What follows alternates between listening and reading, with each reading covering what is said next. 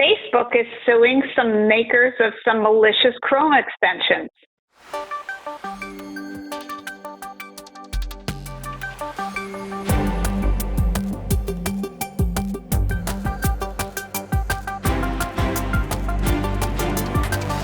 So Karen, you've got a story here about a Chrome plugin that Facebook has some objections to.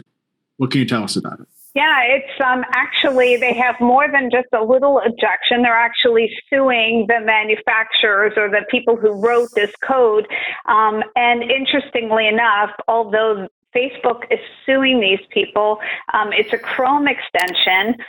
It's still actually available still on the Chrome store, on the Google store. So people maybe want to pay attention to this because it's obviously Facebook doesn't like it. It's actually under a company called Oink and Stuff, which I love that name actually. And they're making these malicious code extensions that look pretty benign. They have things like, an emoji check-in or something like that. But really what it is it's pulling your data. It's pulling your personal data. And not only just for Facebook, but it's also has the ability to pull all of your data just through your actual browser. So Facebook is doing this because it's a Facebook extension. It has a Chrome extension that impacts also Facebook. So they're stealing that data. So, this kind of goes back to Facebook when that Cambridge Analytica stuff happened so many years ago where, people were up in arms because all of their data was being harvested. And so, Facebook has history in the last few years of going after these malware creators who have the ability to harvest some of their data. In this case, I thought it was just interesting because it still is available. So again, people should kind of look at this, find those names of these various types and make sure that you just get them off of your extension. I mean, so many people use Chrome. Extensions are easy things to add into. Sometimes it's just benign. I'm sure users don't even realize that they're adding something to their browser that have these plugins capabilities, and they were stealing all kinds of your personal information, dates, names, date of birth, all kinds of things that they were using and I'm sure selling.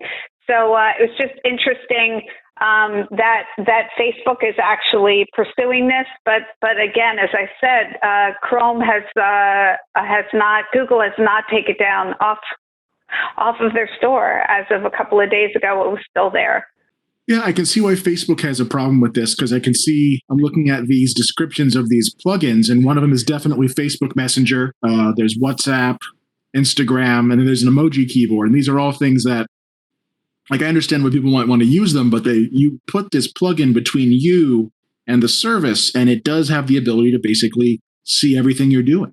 And as a browser plugin, it's also got, the privileges to look at other stuff that you're doing in your browser all the time. That's something that not a lot of folks think about, is that you're basically giving any plugin that you've got permission to either tamper with or view the sorts of stuff that you're doing in your browser.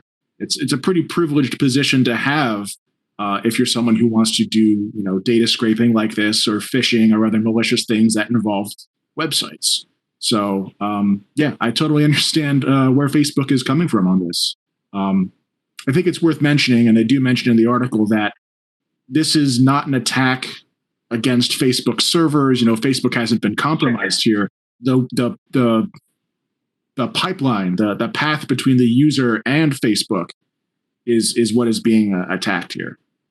So in general, I guess what our recommendation would be, and tell me if you have others, but I think the primary one is be aware of what you're installing here. Just because something makes it very convenient to install, to do something you do every day on maybe your phone that you can't quite do in your browser yet, or other things like that, there's a certain risk amount that comes along with that. Yeah, I think honestly, this is an area where people don't necessarily think about everybody saying, don't click on that extension, or, like people are aware, maybe a little bit of malware. But I think that there's probably a lot of people, in fact, I'm going to probably talk to my kids about this one, say, hey, don't just click on that to say, yeah, just add it to Chrome to make it easier for me. And you think about all of those extensions, and there's so many of them available to us. And it's an interesting, as you said, it's an intermediate position that you're allowing somebody to have that we don't always think about it that way, or the average user isn't thinking about it that way, and yet it's a great way to be able to harvest your data. Mm-hmm. So again, and they're doing it for not good purposes, right? Obviously. So it's interesting, and I just thought that was just an interesting one that we haven't had for a while, or that I haven't been involved in, where we're talking about problems with extensions.